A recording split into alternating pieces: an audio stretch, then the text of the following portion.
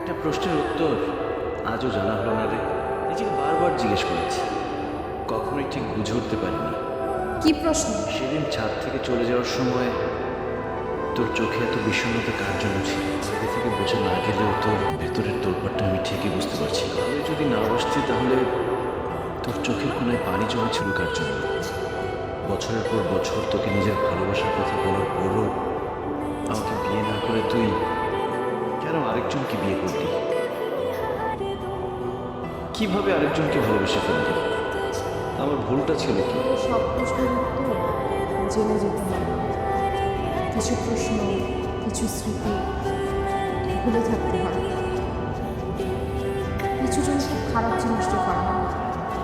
কিছুটা আসলে সত্যি খারাপ, কিন্তু মানুষদের দুর্বলতা কি জানিস? শত চেষ্টা করেও তারা অতীতকে ভুলতে পারে না।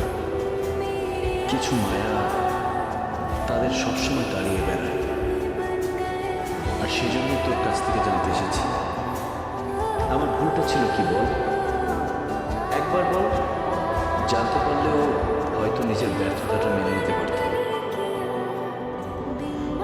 জীবনটা তো শুধু ব্যর্থতা বা সাফল্যের গল্প না।